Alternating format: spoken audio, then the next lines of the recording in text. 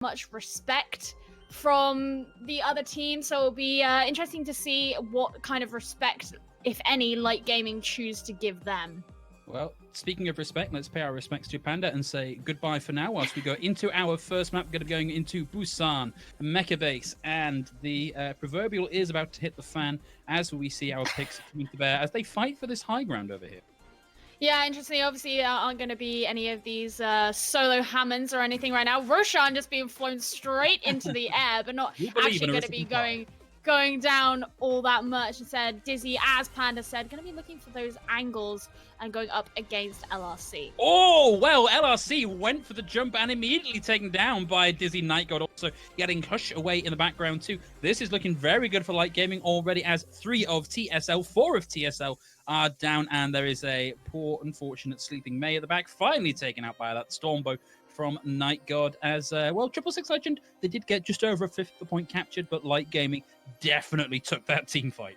It was a good job that NightGod was shielded by that wall, as he was doing something unspeakable to his dead enemy behind it. Well, this is a bit too early in the game to be really doing anything quite like that. Yes, that's exactly it, Phil. But I really liked how they moved forward, they took the space, they weren't afraid to kind of aggress once they had that opening pick, and now they've set themselves up for this next defense on the point as they're ticking over with their percentage. Yeah, oh, well, Roshan did get dragged down there onto the low ground. Maybe not what they wanted. I think they were trying to cycle the Diva in there to keep that going. Nice Halt Hook combo. Does find the D-Mech onto Unite, which is maybe not what you want this early into the team fight. Light Gaming do have ults already, and we have seen the Supercharger thrown onto the point, but it's not really worked out for Light Gaming as they get picked apart by 666 Legend. Yeah, finally managed to turn things around. So it's going to be flipping back. They only have to get about 25% before they match up with Light Gaming here. And they do have the support ultimates as well, which is going to be really key because, of course, when you run the Ana alongside the Mercy, you have the defensive and offensive powers on your side. So you really have a lot of flexibility. LRC are going to be kicking things off with the Infrasight. Yeah, and just a whole bevy of kills coming in there for Light Gaming. Dizzy really showing up here, takes Rachel down at the end and has a really nice angle here, trying to go toe-to-toe with LRC, who actually, LRC killed by Sentry there. LRC slacking slightly, unfortunately. Bringing B612 back into the fight is going to see Light Gaming come in, right down the barrel of the gun into the waiting mouth of Decade on the Roadhog. Yeah, and it's also worth noting how, Light Gaming didn't really use all that much as far as ultimates go in that fight, so they still have some waiting, and I wouldn't be surprised to see Unai throwing his self-destruct into the back as 666 Legend start to come forward. DPS straight out of the fight there. Yeah, TSL guys, you've got to pay a little bit of attention to where Dizzy is. Oh, well, you can just hook him and shook him into oblivion. Sentry there to bring him back in, and a self-destruct does find Decade. Surprisingly, Rachel able to duck around the corner and avoid that. Does find the freeze, but not yet finding the D-Mech onto Unite. In fact, the chain freeze coming in twice in a row, and the dragon coming out as well. No kills on the back of that, does buy a little bit of space. Decade now at half health with the whole hog, finds Roshan, and now with the Blizzard on point, Unai, crucially, not part of this, is able to keep this going, while Sentry and B612, the support line, turn DPS line, turning TSL into so much mush left on the point. NightGod trying to get this final kill with the melee and the spinning biotic rifle at the end there, getting a final kill onto LRC. Light Gaming take it and make it look pretty easy. Yeah, the thing with using the Blizzard on the point there, like we saw Rachel do, was that on Mecha Base, especially here on this part of the point, rather in one of the side rooms, it's very open. There are a lot of angles from all sorts of parts of the map there. So being denied that one area of effect on the point isn't really going to do all that much, and it meant that Light Gaming were able to come back in and kind of push forward and completely ignore what 666 Legend were trying to achieve there. But obviously going to be moving into Sanctuary for this next fight. Both teams looking like they're going to bring out the Pharah Widow. Unsurprising, to be quite honest, although interesting that Sentry's kind of hovering over the Lucio here. No, okay, there we go. He was just speeding them out. I was going to say it's a bit strange to not run the Mercy like 399 is, but he is going to be coming out on it. So almost mirror matchups, except we've got a Sombra on one side and the Diva, of course, on the other. Yeah, and Rachel already 15% of ult and climbing, and we know just how impactful those EMPs can be at turning these fights around. Okay, they're looking for angles, trying to take the Pharah v Pharah matchup, actually ignoring the Pharah v Pharah for the most part, looking for those ground-based targets, a little bit easier to hit, and Roshan gets the opener with Rachel going down 50% of the way towards their EMP already, though. Night God, again, on the hunt, and it looks like 666 Legend are just, well, it looked like they were about to back out, but DPS was able to find Roshan as part of that fight. So they are now 5-6, although Dizzy able to get DPS also. Night God still just sort of ambling around, looking for casual shots, playing quite passively here. You know, we just come from watching Tuba playing literally on top of people as Pharah. Night God is playing way in the back.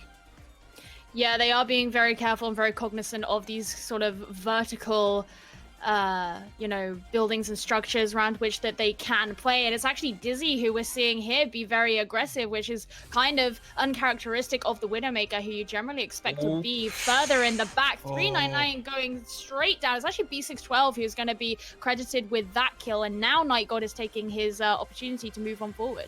Yeah, now that he knows there's maybe not quite such a big risk and can afford to get in and start piling some of that damage, but it's worth noting Night God still a little ways behind Decade in terms of ult charge coming up in this next fight, although they will both have it ready for this next fight.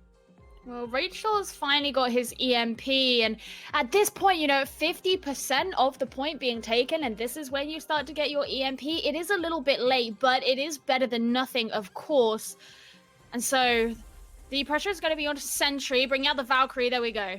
Yeah, and the EMP finds 3. The barrage comes out, survives, but nothing really coming out of it, although eventually you get that follow-through kill, taking Roshan out. So 666 Legend now at an advantage in the fight. A nice body shot there on to Night God, but not able to find the follow-up. And we still have not had TSL actually count the points. So all this going on is still Light Gaming in control. 399 brings out the Battle Mercy and gets rid of Dizzy. Night God getting the better of Decade here. Will have the barrage ready to go. A lot of mobile targets. He's coming in. He finds the spot. He's looking for those supports, but LRC off in the distance finds the head of Night God and takes them out. Light Gaming still in control of the point at 95%. TSL needs to get something done incredibly quickly here, or this is just not going to happen for them. Overtime now ticking down. 666 Legend have been getting some interesting kills. They just haven't been moving forward onto the point, so they've never had that opportunity to actually take it back for themselves. Yeah, and this is cleanup. This is all this is. Sentry is bringing B612 back into the fight, but Dizzy, who has been such a standout already, is just clicking heads like no one's business and defending this for Light Gaming. Even with that kill at the end, it's going to be Light Gaming taking that more or less uncontested. Yeah, Panda mentioned it at the start, how Dizzy's been taking some pretty good shots and angles, and occasionally has that questionable positioning, which we are seeing with the kind of aggressive stance that he is taking quite a little bit. But it is true that he's really kind of running the rings around TSL here, and it's not really going down to the Pharah that they are running. And in fact, Night God only seems to be getting aggressive once anything's happened to Dizzy, and once Dizzy's already done something. He's not really being you know, quite as what's the word? He's not really jumping to those opportunities quite as soon as he could potentially be. But of course, TSL just don't really seem to have a strong idea of their targeting and what it is they want to be doing, and that they're not going straight for Dizzy, which perhaps they should be focusing on. Yeah, well, interesting point. Panda, counterpoint? Well, it's more or less just an accentuation on the point. And before I dive into that as well, I would just want to note something is that TSL all season long have been playing with their flex tank, goes by the name of Mir. Now they are playing with a off tank or I guess a flex player going by the name of Decade. Doesn't really seem to be making that much of a difference, now does it? Now, at the end of the day, what you're really noticing here is that just overall, just Light Gaming are really controlling the space. If you bring yourself back to the double sniper composition, they're controlling the angles a whole lot more efficiently. I mean, it just comes down to mechanical skill at that point. It's just, you know, you gotta land your shots, kid, and you gotta be able to pressure out the shields a little bit more when you're on a mirror composition of the Orisa Hog and double sniper. Bring yourself over to Sanctuary, on the other hand. Now you're seeing Light Gaming on a 2-2-2 composition. They're playing the Wrecking Ball with the Diva. You and I didn't go over to the Sombra, how you saw TSL try to find a little bit more value in. But overall, what they are doing better than 666 Legend right now is following up on the damage. They're utilizing the mobility of their composition a little bit more effectively to follow up on the splash damage that the Pharah is laying down from light gaming, and they're being able to just combat around the overall open terrain that was Sanctuary. If you take a look at some of these highlights here as well, and this is exactly what I'm talking about. It just comes down to a little bit of mechanical skill and the difference making in between light gaming versus TSL as a whole. You were even mentioning, Geo, that although Decade was beating Nightgod in Ultimate Charge, it's all about finding value in the kit as a whole. Damage mitigation can definitely play into there as well, which is where Unite's Diva can really come in handy. Yeah, Nightgod certainly looks like he feels really comfortable being aggressive, especially as we saw there on the Hanzo in those highlights. But he was just kind of on Sanctuary, especially on the Pharah, waiting to have his opening rather than going forth on his own. And I wonder if that's maybe he had a little bit of a fear of LRC, who was on his own Widowmaker. But LRC really wasn't getting as much done as we saw Dizzy doing. And I think part of that is what we kind of have just mentioned here, both you and I, is how 666 Legend don't really seem to have the follow-up and the kind of communal targeting, let's say, where they're all kind of going for the same person. I think if that continues, then we will see some brawly fights maybe come out in the upcoming maps, but we won't necessarily see decisive ones. Well, you may be right, but we will find out more as we move to our next map after a short break. Hello, everybody. Welcome back. Here we go, moving over into our assault map for this round. It's going to be Temple of Anubis. Now, that last round looked maybe a little bit one-sided with Light Gaming definitely having the upper hand. But I feel, Gio, maybe you'll agree with me, this is too similar a game mode for TSL to really have a chance at redeeming themselves here. Potentially. Obviously, you don't want to draw anything out, but, you know, given what we've seen from Dizzy, particularly on the Widowmaker, Temple of Anubis, especially on this first point defense, the Widowmaker can do a lot here.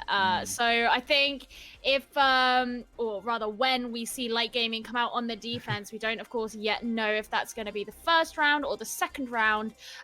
We'll probably see quite a lot of pressure be put on TSL from him, especially. And obviously, there is all that likelihood that we'll be seeing the Orissas as well. And this is where we'll get a little bit more of a flavor of which of these two main tanks does better on the Orisa. So it's looking like TSL are going to be starting on the attack. So most likely going to be seeing Light Gaming setting up their defense. I think at least there's a Pharah, because we saw some of those rockets. Yeah, there we go, right there. And of course, as I said, the Orisa setup on the bottom there. Yeah, DPS took a lot of damage in that opening exchange, and so far has only just managed to get any of that back in. Decade here looking for an angle, but with that Orisa shield in the way, it's difficult for him to do much at all. In fact, really only passive ult charge so far towards getting that barrage. And every time they pop in to check, it seems like they've either got to deal with a Widowmaker or the Orisa shield. DPS does get the displacement, which is a nice big opener. However, Roshan has started to back out a little bit. Dizzy getting 399 as well as another big opener, stopping this push coming right in. Light God getting in right on top of Decade and knocking them out of the sky with a rocket of their own. So it's not looking great for TSL so far. And this is just entirely indicative of what we've been talking about, where TSL just can't follow up on damage, really. You know, DPS goes aggressive to try and set this up for the team. In fact, he's taken out straight away here after receiving both a sleep and an anti-nade, sorry. And the team just can't really do anything. And in fact, 399 is caught out of position and just goes straight down to Dizzy when that did happen.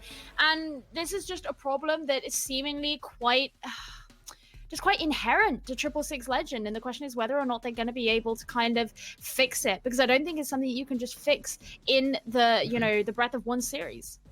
Oh, but that is big, though. Decade has managed to get in and get rid of Dizzy. Light God's down as well. And wow, TSL, they've made a bunch of swaps, but I don't think it was necessarily the swaps that were impactful. It was just that they finally got the right damage in the right place at the right time. They may actually start to flip this back over. And Decade is going to be 60% of the way to the Dragon Blade for the next fight. Yeah, that's pretty big if they can get off the combo correctly.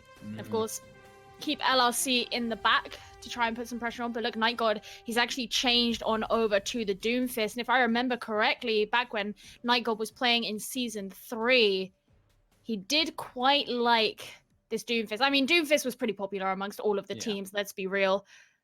But as 666 Legends start to move in, be a little bit more aggressive, this could be where NightGod actually starts to pop off on this aggressive hero. He's shown he likes the aggression. LRC straight down. Yeah, LRC looking for angles around the bunker. All they got was a Widowmaker shot to the dome. Roshan gets rid of Decade as well. So that's going to be TSL. Not quite at their win condition just yet. NightGod looking to try and do a little bit of cleanup work here. Luckily has an Orisa shield projected right the way in front of him, but nothing coming out of that just yet. LRC has actually changed over to match him here, which is kind of interesting to have both the Doomfist and the Genji on the same team. You know, usually we would either see like a Doomfist Sombra or a Genji Sombra back in the day, but there's the EMP. Yeah, EMP, and we also have the Dragon Blade out from Decay. That's going to be 2 down already so far. Not a huge amount coming out with the Dragon Blade itself, except a huge amount of space.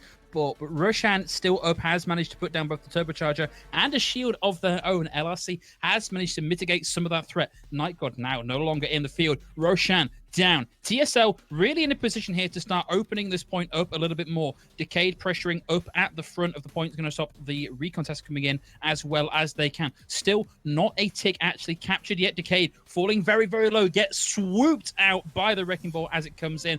666 Legend, they threw everything they had at that fight, and Light Gaming just came and neutral fought them back into submission.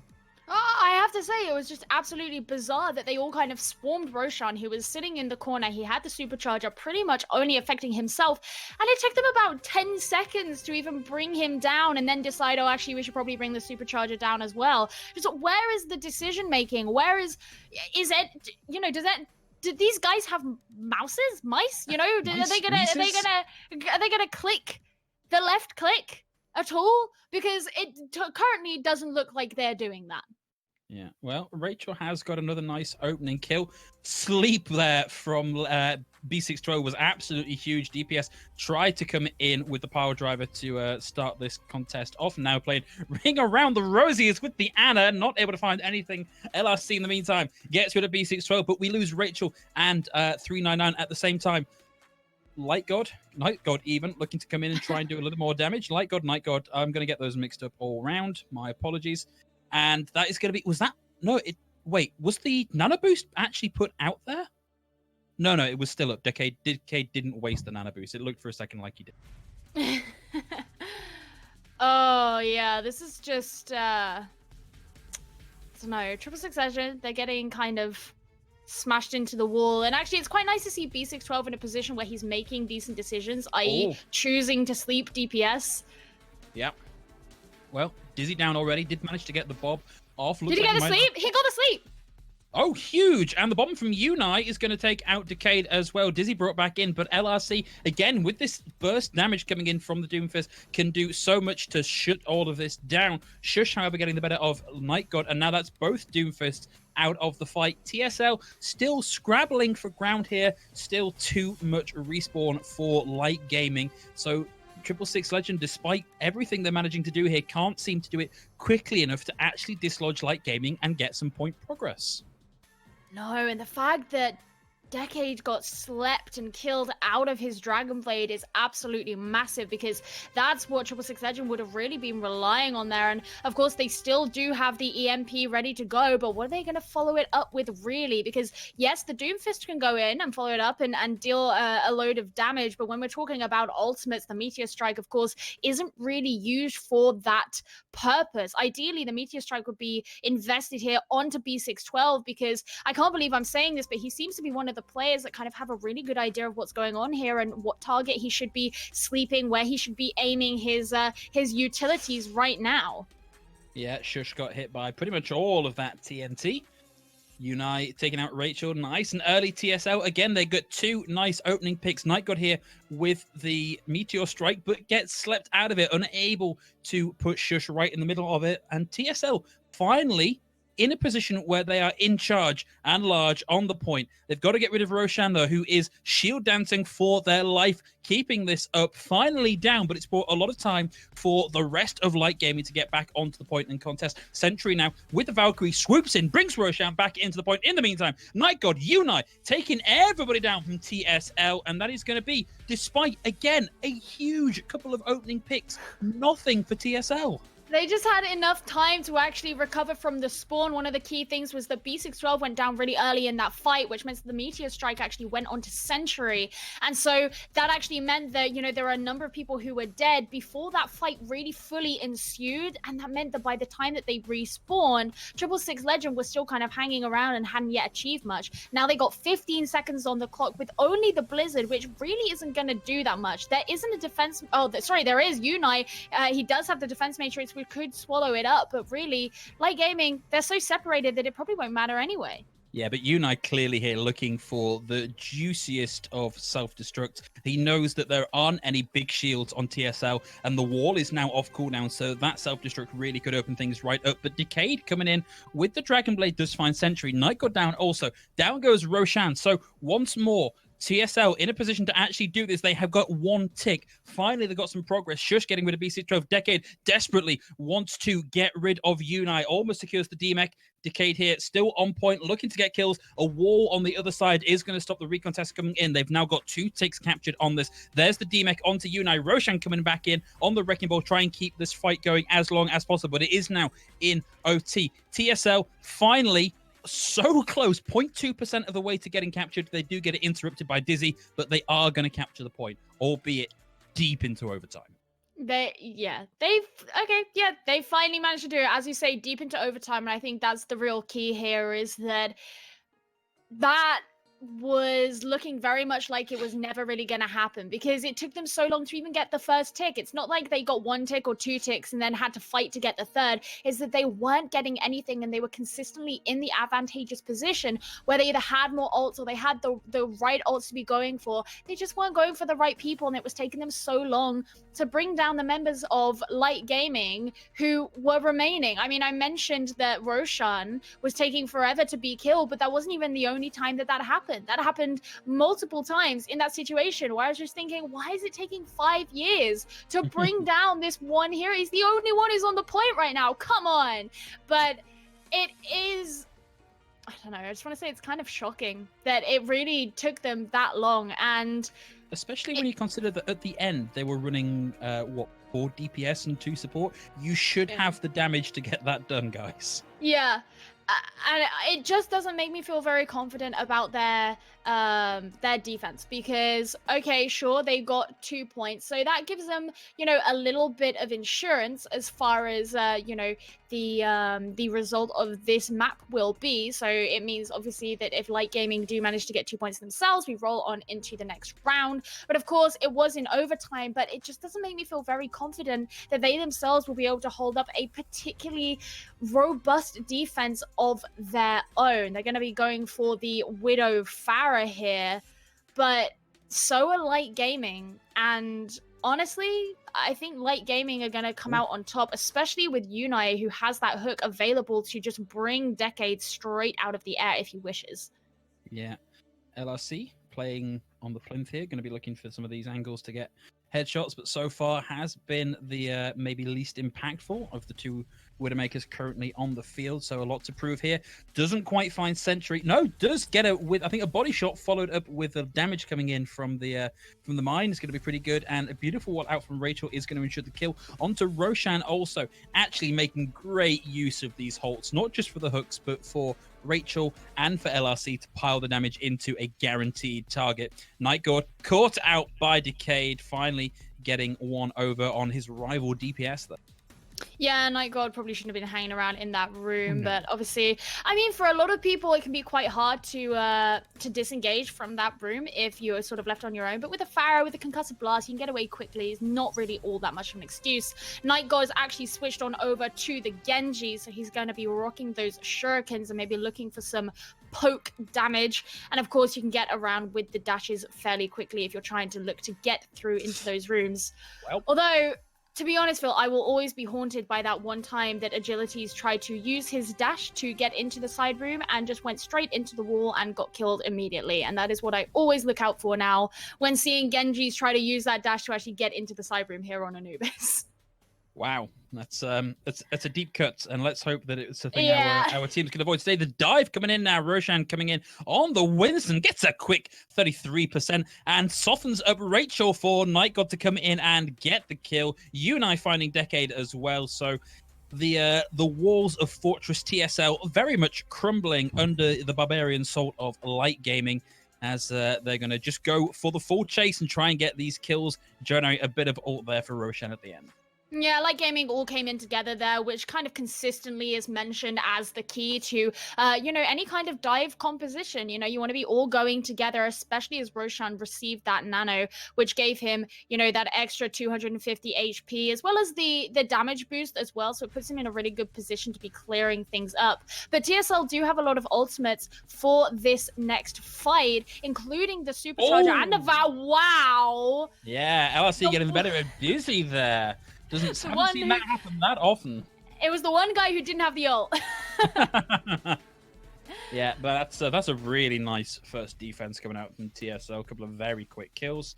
And Rachel doing a lot with these walls to buy cover for their team and to split out Light Gaming. Yeah. And they're still holding on to a number of the things. They did use the Valkyrie, so that's not going to be available. And it does put them in a position here where they don't have either of their support ultimates. But right now, neither do Light Gaming. But they do still have the Supercharger and the Barrage. So these very offensive ults, especially if they manage to get a successful Blizzard, they can keep Light Gaming in one position where they can deal in the damage. Yeah, could be pretty dangerous. Oh, well. Yeah, man, that Supercharger did not last long at all. Nope. Roshan went right for it, and it was up for maybe 3 seconds. Decade coming in, looking for a target for the barrage, has found Sentry, has found Unai. Knows they probably can't afford to throw that barrage in just yet, not until they're completely sure that the defense matrix is down and out. Has managed to get the kill onto Roshan there. DPS finding them at range. So, TSL going to hold on to this for now. Interestingly, I don't think LRC's really been doing all that much here on the Doomfist. He's just been getting passive ult charge, but here's big Night blade God's from blade. Night God. Goodbye, Decade and Shush. And the reset going to find 399 as well. Blizzard comes out. Is that going to be enough as they look to try and get this final kill onto Rachel, found behind the wall. Dizzy and Night God cracking this nut right the way open so we can feast on the protein inside. We're back to Store Heroes and Speed Heroes coming out for TSL as we see the Tracer and the Wrecking Ball here just to get back on the point. Night God, so patient with that Reflect, knew they couldn't diff it up too quickly, but they do get taken out, unfortunately, by LRC, who had control of that. Roshan able to come in and get a bit of revenge. TSO have given over maybe 50% of the point now, but they have managed to bring this right the way back in, because I don't think we're going to see another recontest out from Light Gaming. Yeah, good news for 666 Legend there. The Supercharger actually lasted a little bit more than a second and a half, so progress. You gotta credit it where it is, but LRC, he actually did kind of panic change onto the Widowmaker at the end there, and the fact that they have another opportunity here to continue to hold this defense is going to give him a better opportunity to actually implement that into the team's gameplay. Although potentially, is he gonna move back? He was heading back towards the spawn there, but given that he's fairly far towards his infra site, then I would recommend that he stays on it, which I believe he is doing. Yeah, Decay down. 5v6 already. Roshan, however, frozen. And, running a Wrecking Ball into a May is always going to be a bit of a struggle because your mobility just gets absolutely wrecked. Night God desperately wanted that kill onto LRC and got it, but abandoning the rest of the team means that Yonai is going to go down. Also, Night God now has the Dragon online, ready to go. Hasn't got a lot to pair with it just yet, though. There's a good example of discipline there. The fact that he didn't just go straight in with the Dragon Blade, which is something that we see from the players in this region. They're very opportunistic and they like to just go in, feel like they can clutch things out. They were seeing the Defense Matrix come out just to provide some protection to the Wrecking Ball before he makes his engage. It's actually given Roshan a good opportunity to try and deal something, but he's just going to head back out. Yeah, TSL are going to have the Blizzard ready to go. Rachel's got that on board and now brought back in, which is, again, going to make it very hard for Light Gaming to actually get in and get this point flipped. And if 666 Legend can keep having decisive team fights like this and building ults on the back of them, well, with 90 seconds left to go on the clock, this might not be possible for Light Gaming. It's true. They do have so much sitting here. And of course, as we say, Nightgod's still waiting to use the Dragon Blade, but the fact that 666 Legend have so much in their own bank means that they have quite a lot of protection for themselves. The question is whether they're going to be able to use those things effectively, because with over a minute and 2/3 to be taken, well, given how 666 Legend took those 3 ticks for themselves, it's obviously entirely possible that Light Gaming can do the same thing, and they have a lot more ults now. Yeah. Oh, that's key, though. Unite able to eat Rachel's Blizzard. Nightgod coming out with the Dragon Blade, yet to find any real value from it, has managed to find DPS. Now they can start clearing up these few remaining players. Decade getting rid of Dizzy. In fact, no Widowmaker for either team at this point, but Rachel once more with that endothermic blaster is going to get the DMech onto Unite. So what looked like a really good push coming in from Light Gaming, once again stymied, even having lost that Blizzard at the start of the fight. And there seems to just always be an Rachel. anti-nade onto someone from Light Gaming at the moment. Shush seems to be doing quite a bit of work from that respect, and I haven't really seen him be contested all that much. And now we're back in this situation where we've got 15 seconds left, and it's looking pretty desperate. Changes being made up on the side of Light Gaming here to those fast-moving heroes. Are they going to be able to make it in time, especially with Decade sitting here with this Dragon Blade and that sleep?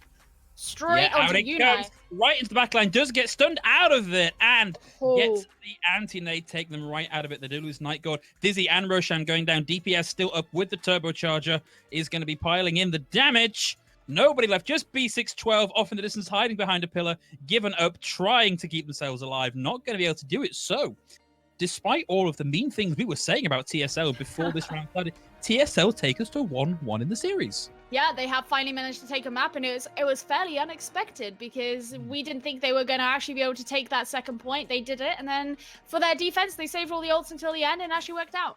Yeah. So, Panda, why don't you tell us how they did that? You know, one of the biggest swaps across the board that you definitely can take a note of was 399. 399 actually swapped over to the Brigitte, and then that was probably the biggest change that you could have ever asked for TSL's defense. You saw LRC playing with the Doomfist, and then the head-to-head combat against Dizzy on the Widowmaker. It was all just a consolation prize, but the biggest swap across the board was actually the Brigitte. On top of the Mei, sure, Rachel did look really good, and I'll get to that in a second, but the Brigitte offers a whole lot more than just fantastic healing, especially on this patch. This is not the PTR Brigitte. This is not where the healing is extensively nerfed for the self-healing. But what you end up getting is that shield bash. You can stop the presence of Nightgod coming in there with the Dragon Blade. You can stop the presence of Roshan with the ball that much further, which just makes freezing those targets a whole lot easier. Locking them down makes it a whole lot more simplistic in a way that is damage that can't be mitigated from Unai's Diva in time. Take it that one step further, and then I'm going to talk about Rachel, of course. Yeah, I've been pretty hard on Rachel throughout the entire season of Chinese Contenders thus far. Had a couple moments in the past couple games walling off teammates such as DPS and getting them blown up from self-destructs a handful of times. But fantastic positioning, good use of the cryo freeze, and overall just, I mean, I guess tenacity of just staying on the point continuously, hanging out with DPS. You almost think that he'd be playing the Roadhog at that point, on how much that he's just sticking with DPS there as far as the tank is concerned. But you know what really ends up doing is, I think that Light Gaming was just they're playing with their food. Their compositional differences are going to be their downfall here. You guys were even highlighting on the cast. It's like, I don't know if that's the composition you want to be going into a Mei, Chief. I mean, like, that is not exactly a fun time for a Wrecking Ball. Wouldn't exactly be a fun time for a Winston either. I'm not saying that the Reinhardt would be a better choice, but I'm saying that pulling out the pull port combo yourself just to get an easy pick or two to just find your footing onto the point would probably be the best decision for Light Gaming.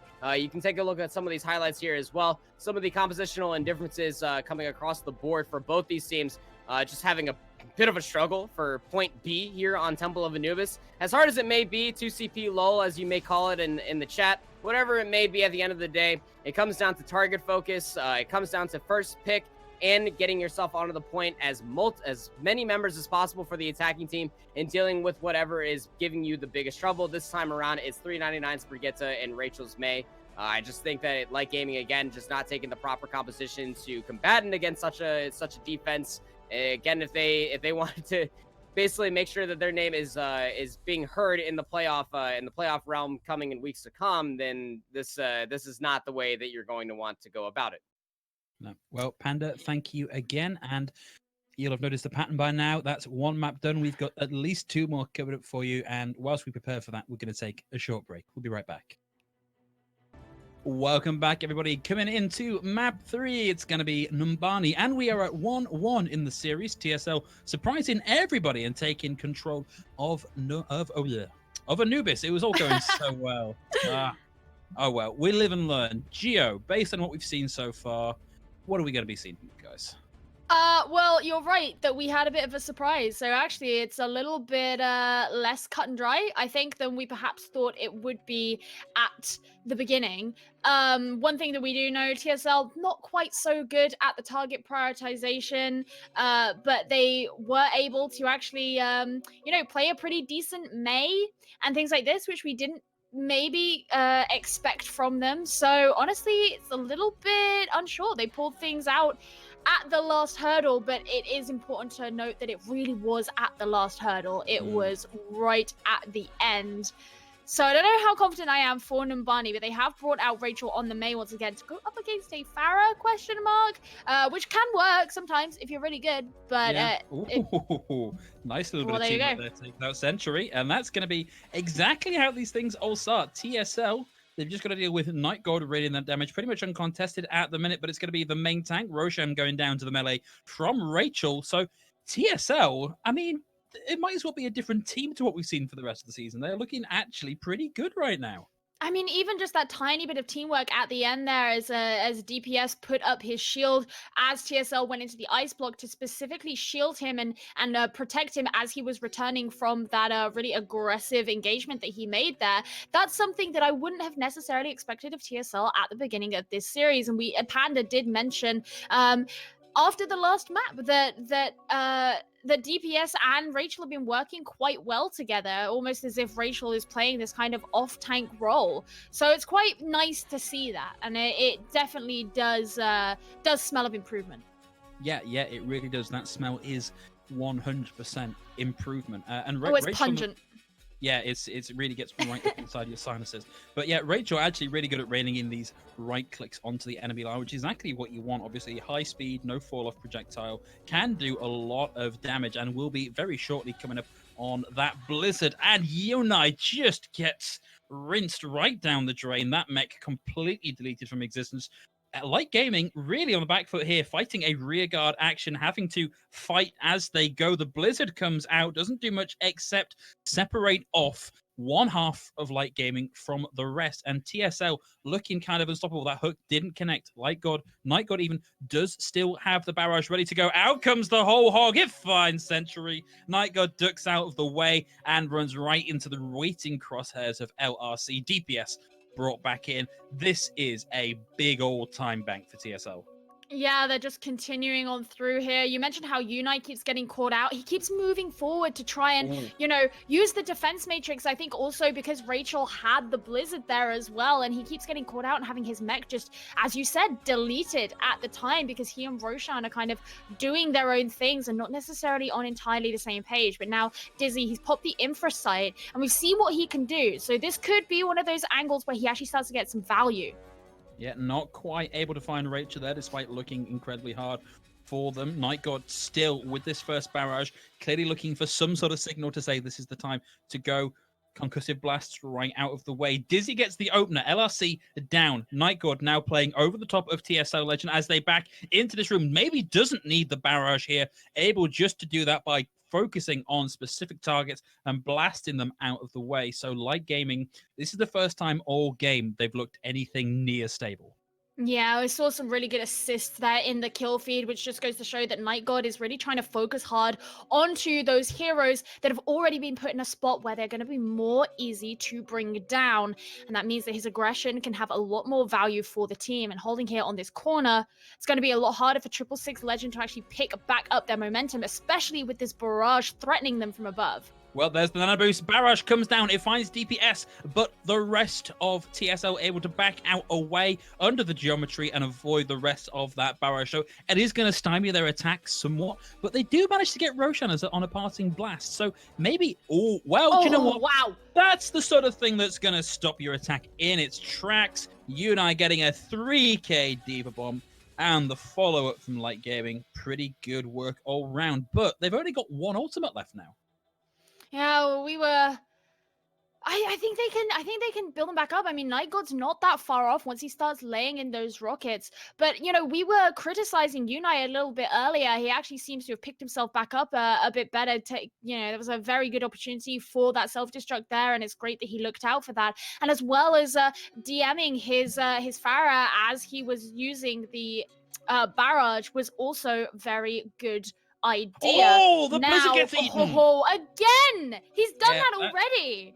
That's huge. Rachel does get brought back up, and LRC uses the confusion to go ahead and get a quick double kill onto the flying nuisance of Sentry and Night God. So the Blizzard may have gone, but actually a lot of work being done by the remainder of TSO, and they are going to round this corner finally. Sentry's actually been holding on for this Valkyrie for a little while, and I'm wondering if he maybe could have already brought it out by now, and if that would have allowed them to have kind of been holding a defense for a bit longer. But there's no point in looking too much in hindsight. Wow, okay. Especially when LRC is going to get shots like that. Yeah, that was almost like casual, just like, oh yeah, there's another Widow. Bunk, down we go. Turbocharger down also. Decade. Back over onto the Genji, trying to build up this dragon. Blizzard, barrage comes out from Night God, gets 2. Decade able to get up there with the Shuriken, with the dash, take out Night God. Unai finding 399 as well, but no one tracking Sentry. So Sentry able to bring Night God back in. That is going to be Light Gaming now having burned, 3 minutes, 40 seconds off the clock of the huge time bank TSL had? Yeah, that's certainly not a bad amount of time to have shaved off. TSL, they do have some offensive ultimates on their side, though. The Primal Rage. Well, actually, these two ultimates pretty much do the exact opposite thing. The Primal Rage pushes people apart, whereas the Dragon Blade will allow Decade to get those dash resets and kind of bring everybody together and get a lot of kills, those chain kills off of people. So it'll be interesting to see how they decide to use these, if they use them in conjunction or which they opt to use first. I suspect the Primal Rage should be infested onto the backline of Light Gaming because B612 has the nano ready to go and they want him to be distracted and out the way when 666 Legend make their engage. Well, there's Nano Boost once more coming in onto Night God. Decade coming in with a dragon of their own, but Yonai once again gets 2. And the D-Mech Sentry goes down as well. Night God still alive, still looking to rein in these rockets, but that's twice Unai's come in with a big clutch Diva Bomb to round out these fights. It seems 666 Legend, they've tried a little bit harder to be more mindful of what their target is, but it's almost given them tunnel vision. That's given Unai these opportunities where he can just come in and get these self-destructs because no one's really thinking about where they could go and hide and get out of the way. And that's certainly helped to shave off this time bank, which is now down to under a minute. And Roshan obviously sitting here with the supercharger will give them the damage boost they need as 666 Legend engage. Yeah, Decade coming around the back finds Dizzy, and we've got the Valkyrie and the Primal Rage on the field. Primal Rage finds 1. 399 going full battle mode, gets rid of Night God, but Unai once again able to get the kill. And the D-Mech onto Rachel. Shush gets the opposite number. DPS with the Primal Rage finally down, falling very, very low. Does have a Mercy Pocket. Is that getting enough to counter out the damage coming in? Self-destruct once more coming out from Unai. Nothing out of it this time as we see TSL take control of the payload. And unless we get a last-second recontest, Sentry coming in to keep this alive. Wrecking Ball from Roshan comes in. Smashes Shush into the ground. Night God with a barrage finds DPS as we approach overtime. Light Gaming might just be able to do enough here to keep this going. Decade not able to find anything with that final Dragon Blade. B612 taking them out with that biotic grenade, and Light Gaming get all the kills they need to stop TSL just a scant 3 meters before they cap. TSL were really put in the position at the end there where once Light Gaming started to filter back through and land on the payload, so they all came in together, they were kind of using their ultimates a little bit, trickily and not necessarily at the right time, because if that Dragon Blade had been used before the other members of 666 Legend had gone down, then perhaps it would have got a bit more value. Yeah, it's entirely possible, but I think that's got to be so frustrating if you're TSL to have such a blistering first 2 points and then just to have that juicy time bank drained away from you so that you don't even complete. It's such a bad feeling. It certainly happens. It's kind of like, in those situations, the defensive team can sometimes find that it takes a while to build up the ultimates because they've been killed too fast in succession in these fights. So it's usually once they finally manage to find their footing and either have all the right, combination of ultimates ready to go, or they get a position where they can actually hold really well so that they get a key pick. We saw that it was really on that last corner where Light Gaming actually started to get a foothold a little bit better and hold things a little bit more strongly, and then that's when the time bank started to really come down. And 666 Legend, while they kept kind of doing the same thing as they had been doing already, it was a little bit more like it wasn't quite as free. They weren't running quite as into some sort of, open space. They were running a little bit more into a wall. And so what they were doing wasn't having as great an effect. And then they started to panic a little bit with their resources and their ultimates. Yeah, well, coming out though, Light Gaming running something pretty traditional. TSL though, pretty much a new look for them. LSC on the Ash, Shush on the Baptiste. Let's see if they can make this work. Yeah, it'll be quite interesting to see how they try to run this. I mean, LRC's been doing fairly well on the Winnermaker so far, so I have no doubts that he would be pretty good on the Ash. Yunai's actually switching over to the Roadhog now to actually make up for it. Maybe try to hook the Pharah as she moves out beyond the bunker where everybody else is going to be together. Rachel going down so low there. Yeah, and taking out Dizzy, finding the final shot at the end there with a little bit of a help from some friends at the end there. Looks like the res might not be off cooldown just in time to bring Rachel back in. So this is an opening for Light Gaming if they can find it. Nice body shot there out from Dizzy, not able to connect and get the kill they might like. Seems like everybody's just being juggled all over the spot here, and Dizzy maybe having a little trouble tracking them, but out comes the nano boost already. Once more onto Night God, coming in, getting the kill onto LRC. Yunai getting in on the action also, and that's going to be Light Gaming. Maybe not quite as quickly as we saw TSL do it, but still a really quick cap time. Just got this last Pharah v Pharah duel, and it looks like Sentry wants in on this as well. Dizzy finally getting the kill, but Sentry trying very hard to get in on the action. The thing with a bunker is it really requires on you having this static positioning, and the fact that TSL, for kind of a reason unbeknownst to me, sort of jumped down and then were trying to fiddle around with their shield, it meant that they didn't end up having that kind of stalwart defense anymore. And on Numbani, it gives a Pharah a perfect opportunity to just get behind them over the bridge and dealing damage from behind, and that's exactly what Nightcod did. And that means now Light Gaming are going to be coming in with quite a lot of ults. You guys are going to miss that hook, but the barrage is still ready to go. Just want to watch out for the amplification matrix that 666 Legend have up their sleeve. Yeah, Light Gaming, they're playing very aggressively, getting lots of nice free progress gained on the cart as it's not currently being contested. Yunai about to get that whole hog ready to go. Looks like they might be going for a flank. There we go. Fired right in, but unfortunately, Rachel there with a hook of their own takes Yunai down. Night God getting DPS also. Decayed has the barrage ready to go. In fact, both barrages online. 399 able to bring DPS back into the fight also. Decayed maybe looking for an angle here. Decides they maybe don't need it. If they can get a last few body shots in onto Night God, that's going to be them winning that duel. Sort of ignoring Roshan, playing around them at the minute. Dizzy getting the better of LRC. Decayed still holding onto the barrage. They're grouped up. They're ready to go. This barrage, if it comes in around that DM, could absolutely open this right the way up. Decayed throws in the barrage. Just like nothing really came out of that. Unfortunately, Night God still has theirs ready to go. Hasn't needed to use it just yet. In a position now, but having to deal with Decode. not able to land too much. Eventually getting taken down by Shush. Maybe the one threat they weren't really thinking about. Dizzy getting up close and personal and punished for it. Sentry bringing Night God back. B612 again playing so close and personal is going to help facilitate that final kill onto the main tank. 4 minutes, 40 seconds left to go as Light Gaming round the corner into point C. That really was just a war of attrition, because I was actually really skeptical of Light Gaming's prospects in that fight, because they were, you know, at the beginning of the fight, when certain members were going down, others were sort of hanging around where potentially it would have been better for them to have disengaged. But the fact that 666 Legend weren't really able to get off any valuable damage in that time allowed the rest of the team to return. And now TSL, they just don't really have anything on the board for themselves, whereas Light Gaming have these valuable support ults with the barrage. Yeah, but this has happened every time we've seen the barrage come out from Night God, pretty much. It's always fired when the rest of TSL can get out of the way.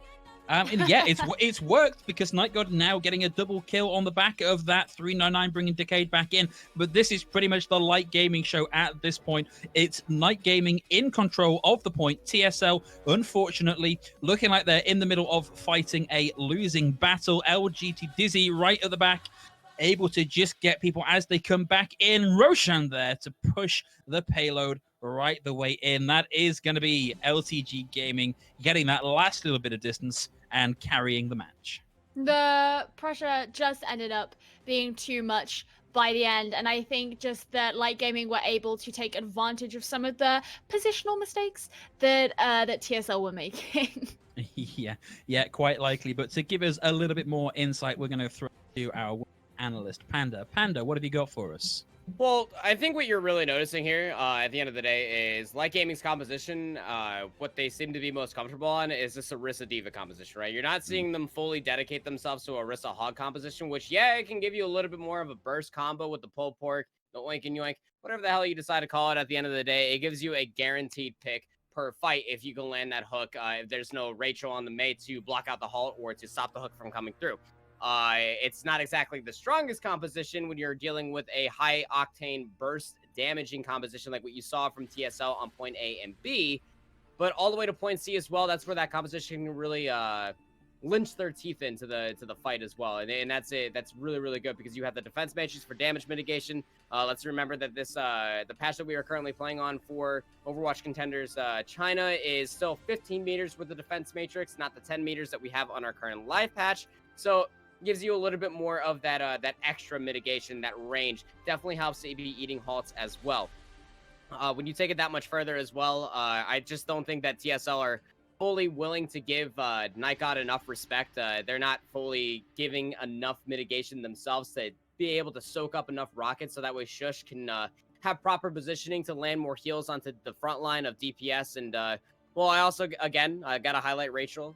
A little bit more flexibility than what we've seen out of that player across the entire season so far. Playing the Diva, playing the Roadhog, playing the Mei as well.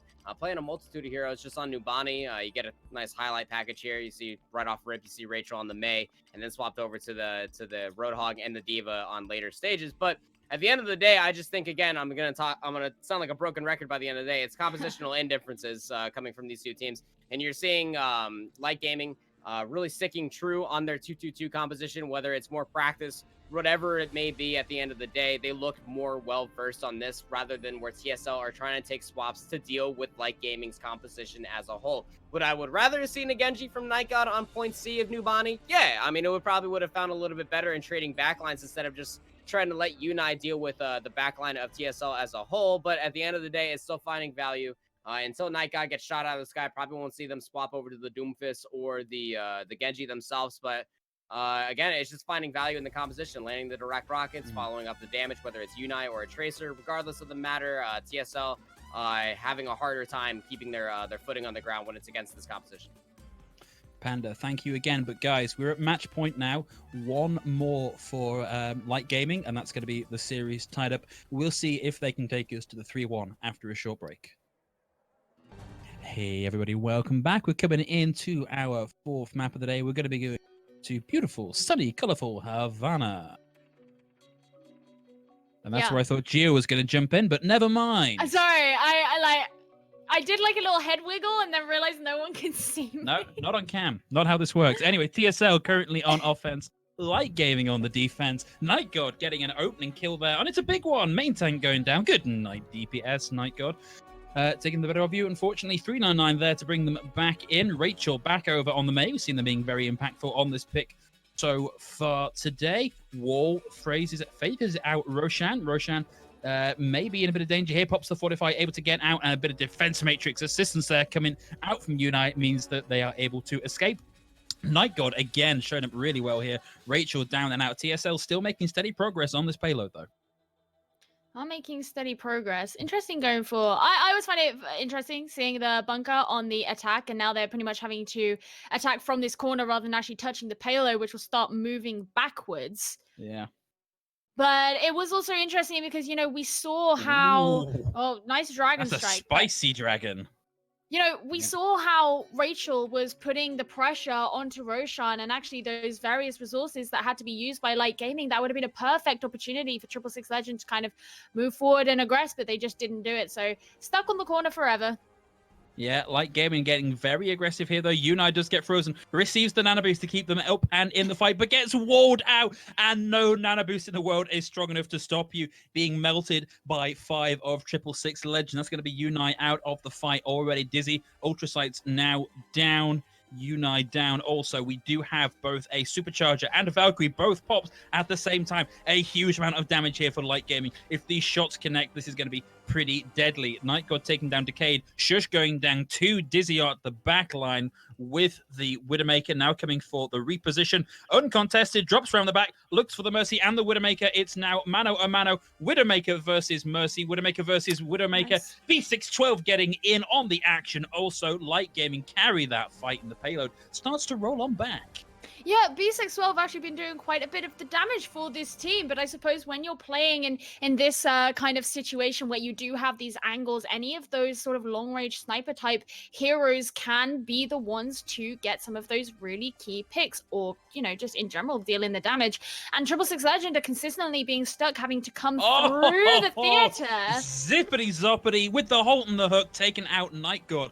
Down, not able to play anymore. Unai with the bomb in over the top. Is this going to land? Yes, it finds 399. So even numbers, and they've lost their main heal. But B612 taken out by LRC. Also, Unai still alive in the fight, looking to try and find a target. Has burnt the defense matrix and now the amp matrix on the field. But because the payload is going to move around, it's going to be hard to make much use of that. Night God and Dizzy looking for the clear up. It's the main tank, and we've got Night God in nice, close, and personal. Gets rid of Shush. Just got to get rid of the Orisa, and that is Light Gaming carrying that once more. Sentry even has the room to bring Unai back. Yeah, it was a very interesting use of the amp matrix there, because Light Gaming could just kind of hide behind that ticket booth and then rotate around it and be able to get the damage in behind it. And so they were able to clean up really quickly, and that's just an ultimate that could have been very useful. That's just going to go down really quickly. And Night God, look, he's so close to his next Dragon Strike. He's actually had quite a few of these so far in this fight. I think this is his third. Yeah, I think you're right. And so far, 666 Legend just are really struggling to get around this corner, change their composition to be more aggressive, but there's the Dragon Strike. Yeah, Dragon Strike looks like it's not maybe done enough to actually kill anybody just yet. Might have done a bit of body damage, but now Roshan with the Nano Boost, and unfortunately those bullets do move quite slow. Can be hard to track a quick moving target like a Mercy up in the sky. Rachel is going to be demeched. The Hog gets brought back in. Decade now back in the fight. Pops the breather. Is going to be alive through that, looking to try and get around this Orisa shield. Has a Mercy pocket there, and is causing enough confusion that 666 Legend are able to get in and start piling in the kills with their aggressive swaps. Well, finally, they are moving on forward, and as you say, it was in overtime, so it's about time that they do this. It'll just be interesting to see if Light Gaming do switch things up. As we know, this is one of the last weeks you can't play GOAT, so I don't think either of these teams are really going to be going for that. But this has been a very GOATsy point, if not one where you would kind of expect to see a Sombra.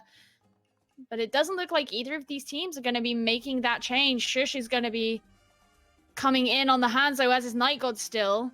Yeah. These kind of longer range heroes being played in the distillery, which is very close range, where you really want to be taking advantage of the high grounds, the catwalk that kind of runs straight through the middle.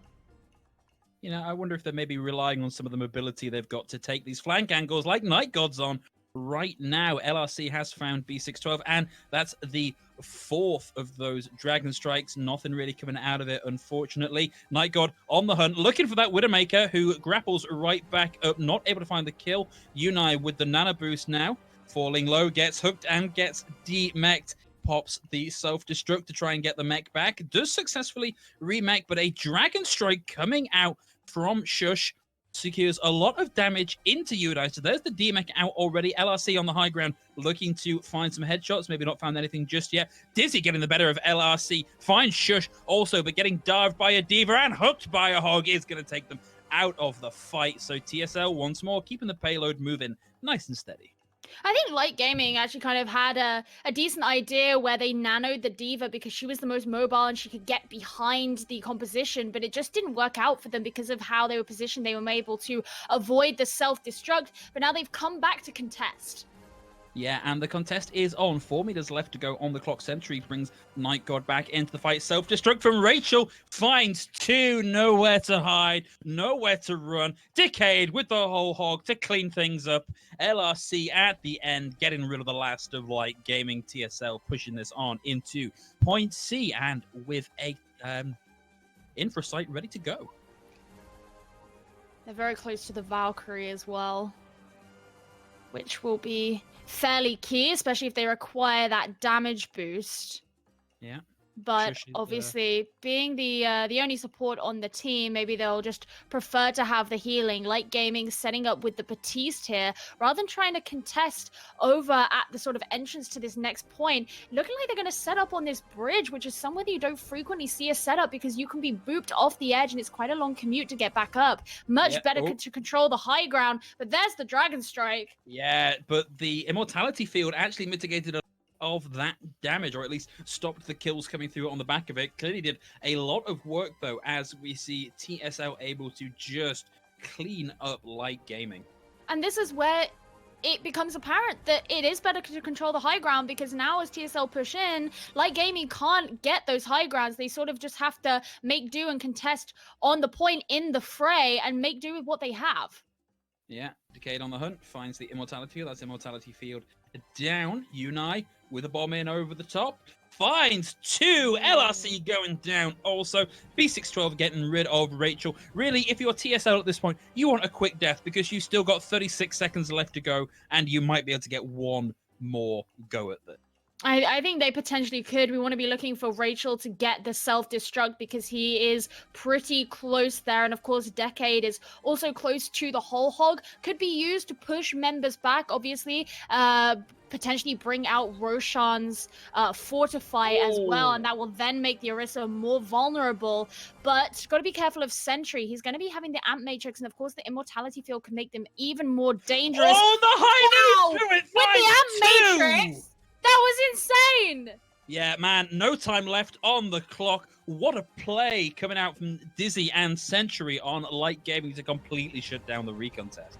Oh, I really like that. I mean, Light Gaming just had an abundance of ultimates at the end there. So they really could have combined any 2 or 3 of them. And the fact that they decided to go through with the Deadeye, which, you know, frequently is used for zoning and not necessarily to deal that damage. But they used it because they had the great line of sight. You might as well pair it with the Amp Matrix, guarantee those kills, and it basically makes it impossible for the attacking team to push up. Yeah, it's a lot to walk into, especially with, you know, we think about the old McCree High Noon that, you know, it took a little while to lock on and do some damage. It was kind of ponderous. You know, it's been tuned and tuned and tuned and tuned, and it's incredibly quick. And through an Amp Matrix, honestly, it's a little bit disgusting. Yeah. I have to agree. I think it was really great there for Light Gaming that they were able to... They made some changes as it came into the 3rd point. We saw Night God actually go back onto the Hanzo.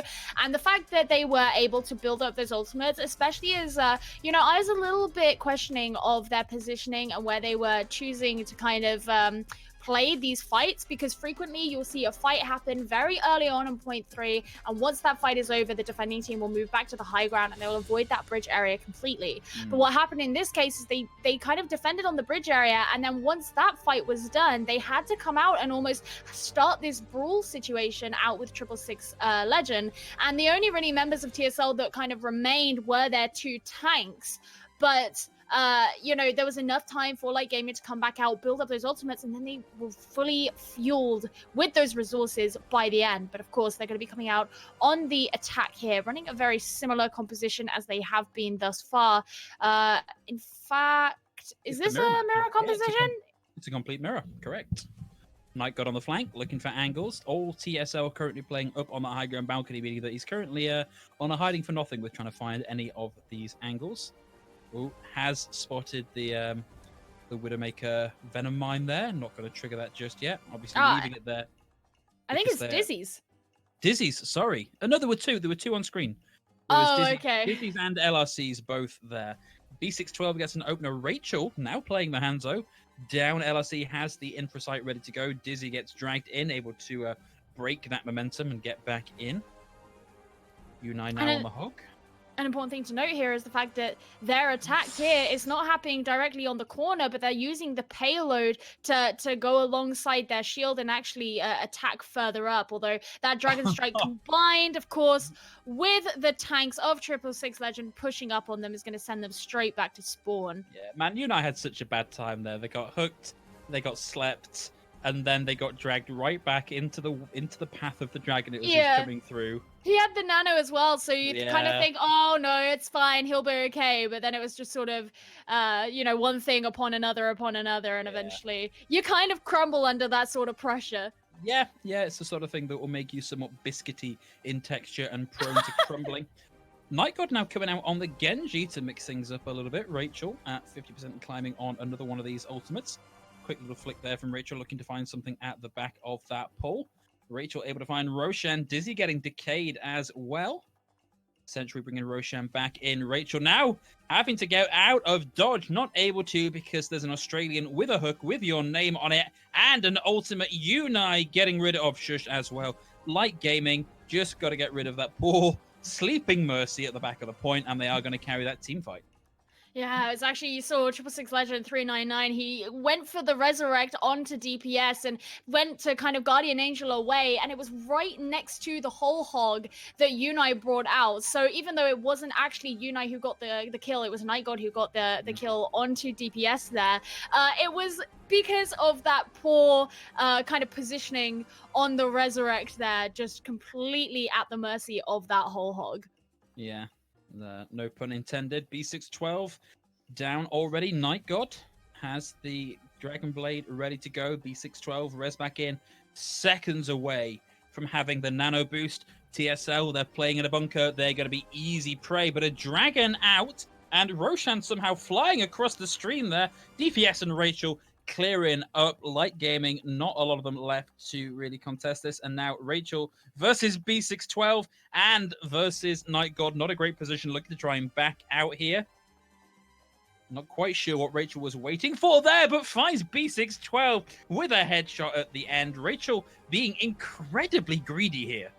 Yeah, he's very aggressive in this round so far, and it's really quashing Light Gaming's attempts to move on forward. They do have, you know, a decent amount of time. They also have the Nano Blade ready to go. So it's not like they're concerned about what it is they have. They just all need to make it to this next point before they can put those things into action. The fact 666 Legend, they are owning this high ground right now. So they're in a good position, and they also have their own Nano. So it's going to be a little bit of a fight, but if Night God can get this Nano Blade, then this will be good news for Light Gaming. Rachel's getting very close to having... There we go. Yeah. Dragon Blade is online with the nano boost. Comes around the corner. Fine Shush looking for more targets, but they've all scattered. Nobody to actually capitalize. So 1 kill from 2 ults. Maybe not the best thing in the world. It brought a lot of confusion. Dizzy now moving over onto McCree that we saw used to such good effect at the end of the last round. He wants to get up close and personal, and that's going to be Decayed falling very, very low. Can't quite find the follow-up shot. Finds the headshot. Decayed going down. Dizzy wants to go toe-to-toe with LRC. Can't quite find the angle. LRC with the definite range advantage there. Hook coming in on top is going to take Dizzy out of the fight. The flashbang did not quite connect when it needed to connect. Light Gaming have got a bit of progress on the cart, but they are being forced back. TSL playing this bunker style very well. Yeah, I think Dizzy would have really liked to have got the flashbang onto 399 because 399's been doing a really good job of consistently resurrecting his teammates, and that's prolonging these fights out longer than Light Gaming would like because they're getting some good picks, but there is this constant kind of continuation of these fights further than they would expect potentially because of those resurrects and the healing coming out from 399. But once again, he does have the Deadeye ready. This could push 666 Legend back a little bit, but again, it's such a small room that dropping down to the low ground here, especially as the payload's underneath it, is kind of expected. Yeah, self-destruct out from Unai only finds Rachel.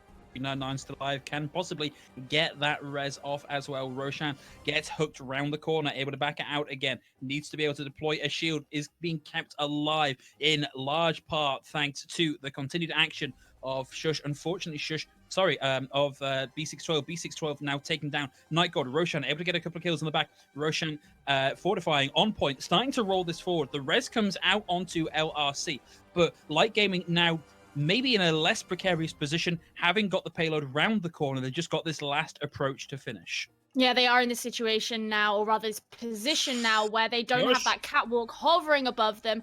Just this opening where they can do things like that and use that hole, maybe combined with the hook, to bring members of 666 Legend to their knees, or at least to their mercy. Yeah, Night God up there in profile finds LRC with the dash reset, has the dragon, reflects the bullet, reflects the storm arrow back into Rachel. Dizzy finally decayed as well, and that's going to be a nice stun and a one click into the head, getting rid of Shush. B612 finds 399 as well, and we are in the end game. 1 minute 30 seconds left to go. They don't have to push it all the way, but they do have to push it a long way.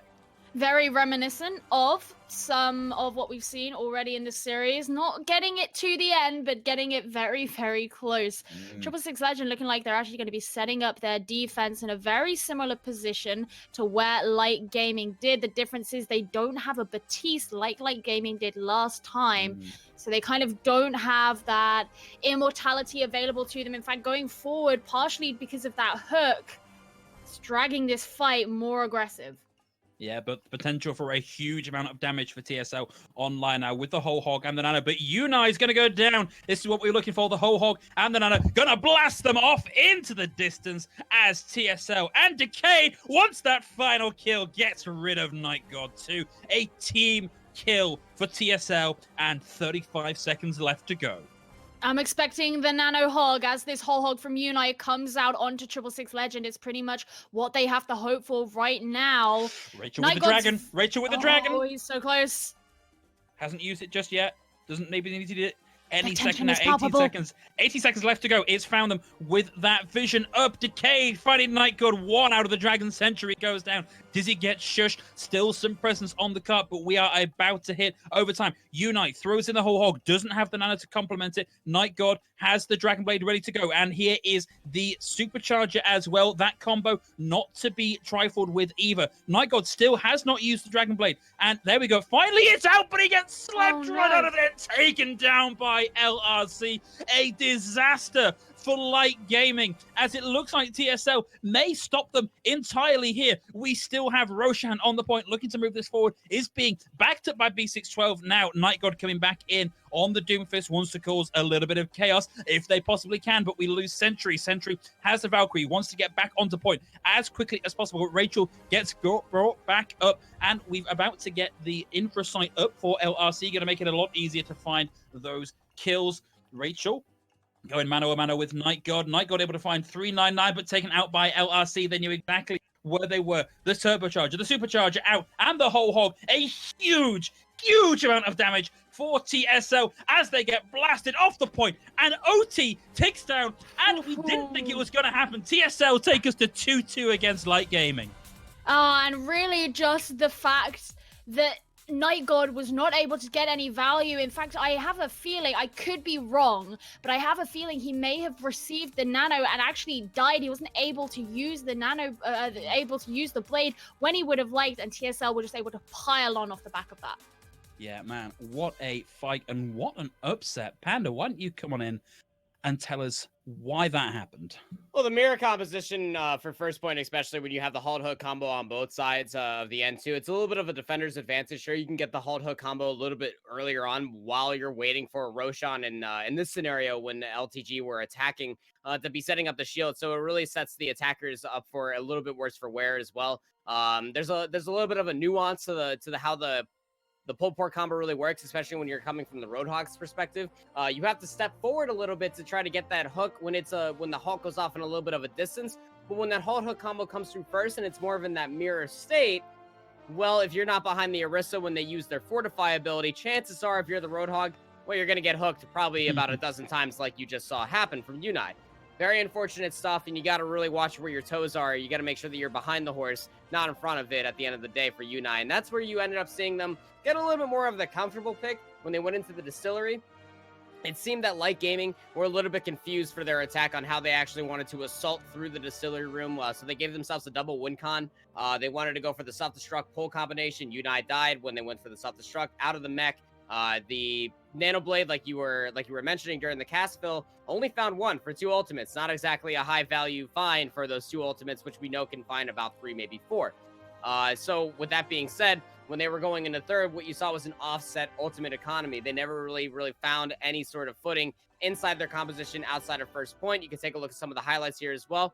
But I think even pushing it that much further, I mean, you're looking at a team of TSL that really want to try to take their chances and even making playoffs. There's that small glimmer of hope that they can do it, and they're trying to clinch onto that as well. This is a team, more importantly, this is the player, DPS, finds their way into playoffs at the most precarious times. They always trying to just find their way, inching their way into the playoffs every single time for Chinese contenders.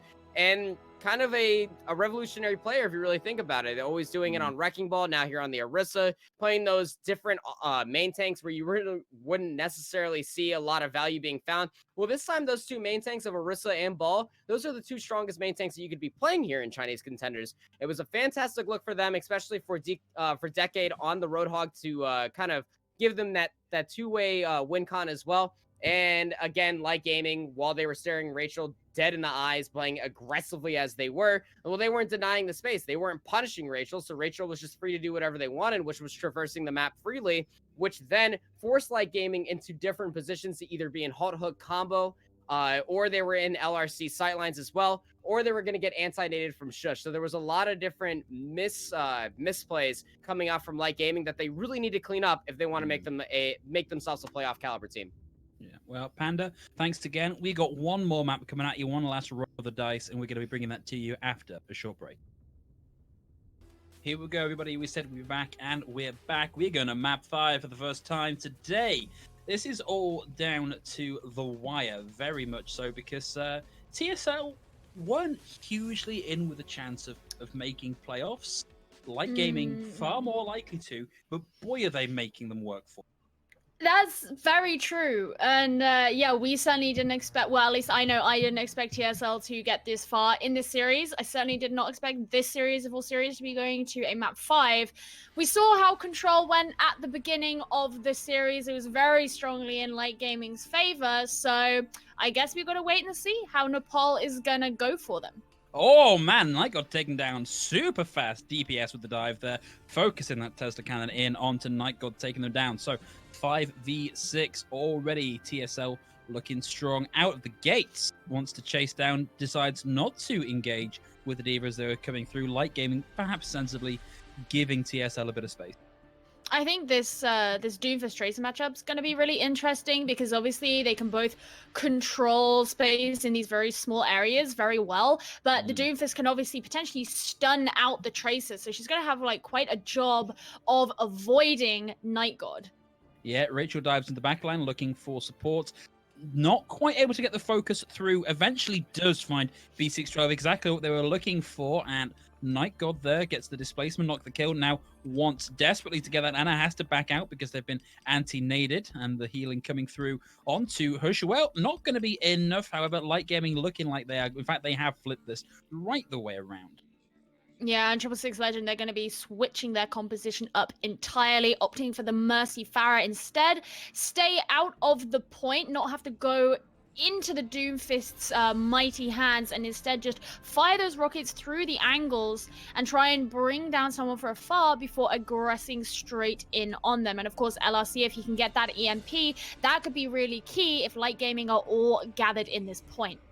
Yeah, Decade playing right above, playing fairly close for the most part, looking to try and get some angles through onto those left on the point. Hack comes through onto Roshan. As we now have a Sombra on the field. LRC ticking up that ult charge already. Big anti-nade comes out from Shush, hits 4 of Light Gaming. The self-destruct out from Rachel also. However, away from the self-destruct, Roshan and NightGod get a quick 1-2, taking down main tank and main support very quickly. There's the follow-up, getting the D-Mech and the kill onto Rachel. Light Gaming still large and in charge. And NightGod being completely unable to just remain on fire here as the rally and his own passive shields just give him so many barriers on top of his regular health pool to just be so aggressive. There's not really all that much that anybody can do to him right now. In fact, we saw people like Shush as well as... oh, well, there's the EMP. Yeah, EMP hits 3 barrage out from Decade, finds NightGod and NightGod only. Light Gaming, a couple of members there falling very, very low. Decade still looking for body shots. Primal Rage comes out from Roshan. Does also get Sentry to throw in the sound barrier just for good measure. Decade still looking for targets, has found a couple. Looking to try and get in on Sentry, but again, Sentry playing around the geometry, not really able to do too much, but we are at 99-21. Decade nowhere near the barrage they need, does get slept. No, sorry, that was DPS getting stunned out of it. NightGod goes down. Light Gaming, however, with the self-destruct, Roshan tries desperately to try and shield that. Sorry, DPS tries to shield that, and I think effectively does now. Here is a self-destruct coming out from Rachel. Again, doesn't actually succeed in connecting with anything. And in the meantime, Roshan able to get LRC. Down goes DPS. Also, Light Gaming, they get the D-Mech, they get the kill onto Rachel, and that is going to be point 1 over. This is match point once again. One more round out of Light Gaming, and they will take the series.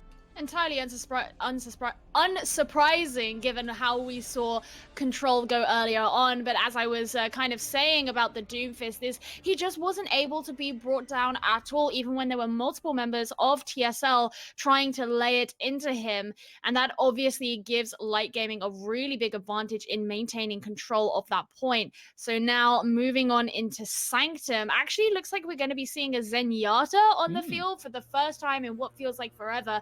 Don't know if Shush will remain on the Zen, but potentially it's to use the Discord Orb to go against whatever it is that NightGod is to bring out. Right now, looking like it's going to stay the Doomfist, but of course TSL don't know that.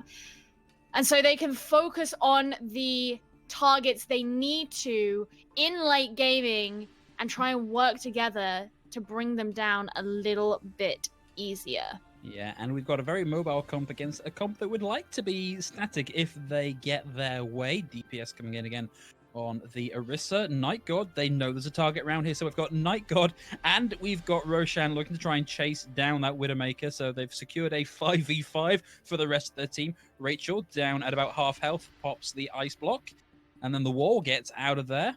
NightGod, maybe a little bit dangerous there, used a lot of ability to get in, does secure the kill onto Rachel, will now have more to play with, secures the kill onto Shush also, and the follow-up, beautiful play with a bit of help from Unai there. Sentry getting rid of 399, DPS down, and Light Gaming in charge of the point. Yeah, Shush actually now changing back over to the Ana, and that's one of the things with playing as Zenyatta is you're often incredibly vulnerable because you rely so heavily on the rest of your team to look after you, but of course 399 is not going to be primarily looking at the Zen. Look at this, how NightGod is positioned, just ready to stun out whoever comes through that door, but actually looks like TSL are going to be going through the right. Beautiful, fine Shush, Rachel down also. Meteor Strike not actually connecting with anybody, use it to reposition, has used it to great effect to just absolutely pick apart TSL. Beautiful set of plays out from NightGod. And there's going to be so much pressure on Shush. Actually, Shush switching back over to the Zenyatta. I was going to say there's going to be so much pressure on him to hit those sleeps onto NightGod, but right now, looking like they're actually going to opt back for this more kind of Sombra Goat's core. They want to be looking for the hack instead of a sleep because that's all they really have. Man, NightGod got found out there, but he still managed to turn that into a kill and a huge amount of damage as we say goodbye to Shush. and gets the D-Mech onto Rachel, already very close to having that Meteor Strike again. In fact, by the end of this fight, that's going to be there. And at 60%, it's starting to look pretty grim for TSL. They've got to make something work, and they've got to make something work soon. It really is. The problem with constantly changing your composition is that you have to rebuild those ults again, and Late Gaming sitting on all of theirs, pushing forward with this Coalescence. Yeah, man, self-destruct thrown out, didn't achieve a whole lot, but Dizzy, with the rally, able to buy the rest of his team that extra durability to allow them to get super cheeky and push right the way up to the spawn doors. 86% and climbing. Night God's going back, checking for maybe a cheeky hidden Sombra somewhere.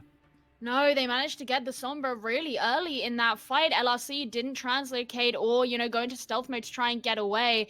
Maybe they were opting for a quick death, but we're on 99% now. It's dire straits for 666 Legend. Yeah, it is, but they are bringing this back around. They've got the teammate, they've got the kill. This primal rage from DPS is massive. The self-destruct is out. It doesn't get anybody, but it does mean that with only Unai left on the point, they are finally going to flip this back around. Light Gaming, though, they've only got to win one more fight. Yeah, Unai took a really quick reset there. They don't want to mess around. There's no point in handing over all this ult charge to TSL when it could, in theory, be so easy for Light Gaming to just take this back. Potentially, they want to bait out this Transcendence so that TSL have less support available to them. And that may be down to Roshan to do that if he can dive correctly, or even Night God with the Meteor Strike. But once that's not available, Light Gaming, this should be pretty easy. Yeah, but I mean, it's already fallen apart a little bit, and there are still 2 support ults for TSL, so a really abortive push there for Light Gaming. Didn't achieve a whole amount. That's certainly true. It definitely seemed like they didn't really kind of have the commitment, I don't know, really to kind of go through. So now they're going to be heading back in, shields down. Yeah, first kill, though, is on to DPS. Sentry finding them there with just a primary kill. And Unai's been so good with these bombs so far. Doesn't find anything this time. And another kill coming out from 399, doing really well on this Lucio, getting rid of Roshan in that fight. Out comes the Meteor Strike. Also, it does a lot of damage, but immediately undone again. The D-Mech onto Rachel also. Sentry, this is kind of a battle of the Lucios at the minute. It seems to be the only ones featuring particularly prominently in the kill feed. LRC with the EMP ready to go. Sentry on the point is going to be knocked out quite succinctly by DPS, and out comes the EMP, but it only hits Roshan. It is going to stop them popping the Primal Rage, but they flip the point back over again. In all the confusion, there was just nobody left on point to stop the recontest happening. Out comes the self-destruct. DPS is going to swap over onto the Wrecking Ball, but can they get onto the point quickly enough? Especially now that Roshan has the Primal Rage ready to go and can. Oh, beautiful right-click coming out from Night God. Stops the Wrecking Ball getting in and contesting. Oh, Hamzah made a little bit of a misstep there, but, as it ticks over to 100, who cares if you accidentally fall into the pit? LTG, Light Gaming, are going to be taking this right the way and taking that victory 3-2. I think it is certainly true that TSL, they could have relied on that EMP, but LRC just looks so desperate to use it. He didn't get it at the right moment, and it just all kind of fell through their fingers. Okay, well, one last time for this match. Let's bring in our boy Panda to talk us through that last match. One last ride. One last ride. One last ride. The 3-2-1 Doomfist versus the 3-2-1 Sombra. Who's gonna win? Well, you would think that it would be the 3-2-1 Sombra. It's just effectively how you play it, right? Yeah. And, well, you saw the 3-2-1 Doomfist come out from Light Gaming initially on Village. It was just unfortunate to see that, well, I mean, TSL were a little bit slow to try to combat it against it. It took them 2 different compositional swaps on Sanctum to finally get 94% on the control meter. But at the end of the day, you have to consistently deal with the dive and the backline pressure that Night God, Roshan, and Unai were finding continuously. I mean, you can even add Sentry in there too. I mean, you were saying yourself, Phil. I mean, like, the kill feed was just glowing up in Lucio's, and, well, main supports rejoice because that's exactly what you want to see in the Lucio lifestyle. But at the end of the day, when you're not dealing with it effectively, you have to deal with one dive target after another, whether it's a hack, the shield bash, or a counter dive yourself to trade out backlines. You have to be able to deal with it effectively. And I talked about it in the previous series. When it comes down to dive in general, whether it's 3-2-1, whether it's 2-2-2, dive tanks are still dive tanks, and you have to be able to fight against your own hesitation to find value in it. And at the end of the day, you saw TSL a little bit of hesitation on how they wanted to combat it against the 3-2-1 dive concept from from Light Gaming, and that's just Light Gaming being able to exploit not only the patch that we're currently on, because let's not forget this is the last time they're going to be able to play a composition like that going into playoffs, but it's still value to be found nevertheless. It's really smart going into dire straits, knowing that they have to win this one map out. Putting all resources into Night God and setting up the Doomfist is wonderfully played. Yeah, absolutely. Well, thank you very much for that insight once again, Panda. I'm afraid that is going to be today from myself and Geo, but we do have one more game coming up, and we're going to be thrown over to the very talented LemonKiwi and Heurix to cover casting for the rest of the day. So they'll be here after a very short break. Goodbye and take care.